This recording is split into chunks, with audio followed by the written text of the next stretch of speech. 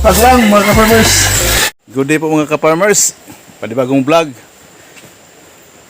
Sa wakas mga ka-farmers, kami po yung pinakahuli na barangay at saka kami rin ang pinakauna na maka-accomplish sa project po ng Abaca Rehabilitation po ng Liti.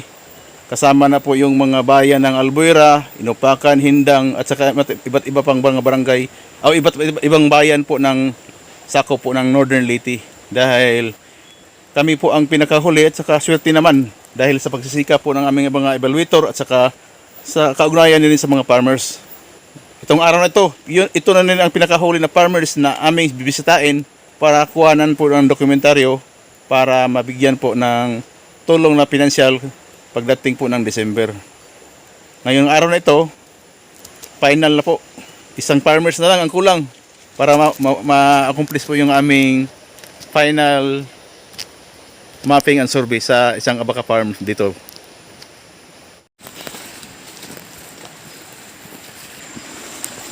Ito nga farmers, ito na rin yung site kung saan po yung evaluator at sa ako kukunan namin ng reporting po nga ka-farmers.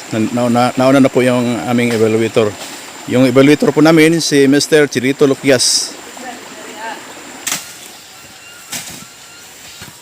Doon pala kami sa unahan kaunti ka-farmers. Mag-umpisa po ng evaluation.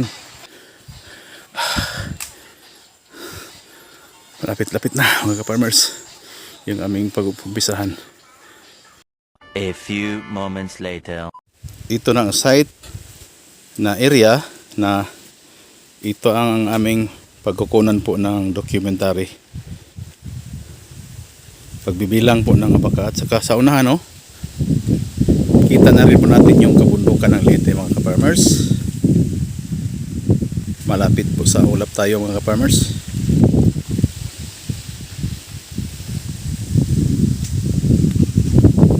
Umpisa na rin po yung ating evaluator na si Chilito Luquias. Nag picture out po sa bawat puno ng Abaca mga ka-farmers.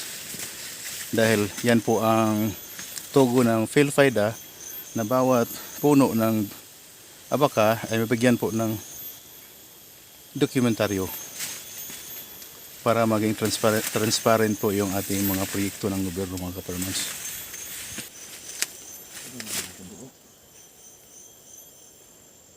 Kasalukuyan po na binibilang po niya yung kung ilan na po yung na kanyang na picture out po na puno ng Abaca.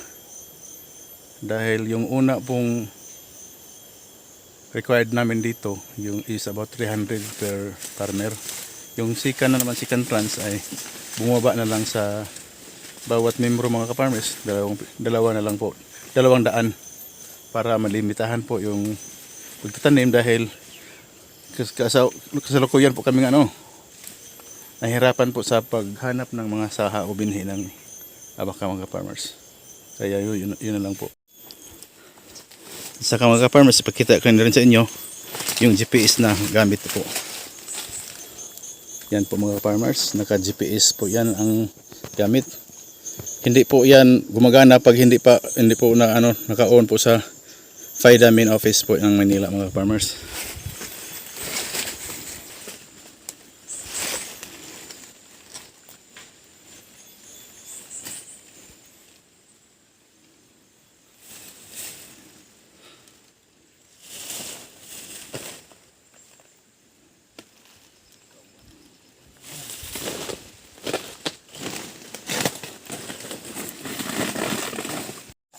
Umpisa na rin po mga ka-farmers yung paglalagay ng tree guard. Pagkatapos nito, lagyan po ng abono ang Abaca para tumaba po mga ka-farmers para mabilis po yung paglaki nito.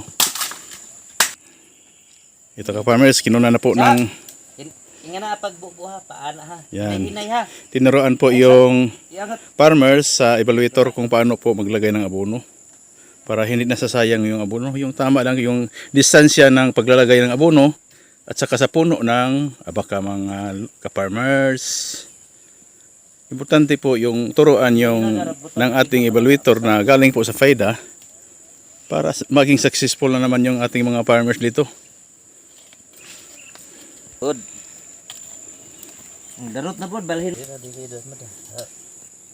Ganun po ang gawin mga ka-farmers. Sa bawat puno, lagyan po ng tree guard para doon pala tandaan po yung ating paglalagay ng abono para maging successful ang ating pagtatanim ng abaka mga lods, mga ka-farmers. Larga. Sige, Bilin.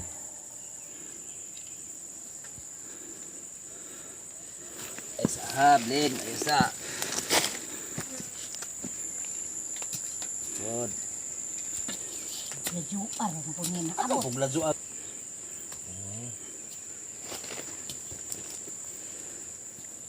Okay.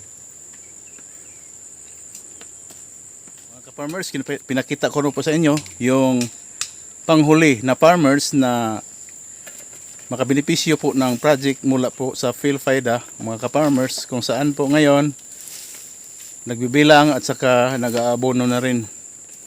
Itong farmers na ito, makatatanggap po ito ng 8,000 po by December ngayon 2025.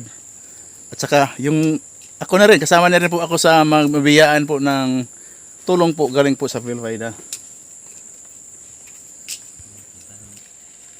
Isang malaking achievement po mula po sa PhilFIDA dahil kami po yung pinakahuli na lugar at saka barangay na nabiyaan po ng proyekto, pero kami rin ang pinakauna na makatanggap ngayon ng kabuuan na galing po sa PhilFIDA dahil yung ibang mga bayan na problema po sila sa mga farmers at saka sa mga evaluator.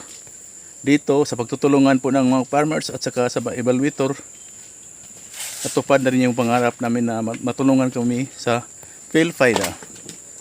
Ito na rin po yung aking vlog mga ka-farmers. Napakita ko na rin po sa inyo kung gaano po natulungan po kami ng PhilFIDA. At saka salamat sa panonood mga ka-farmers. Bye bye mga ka-farmers!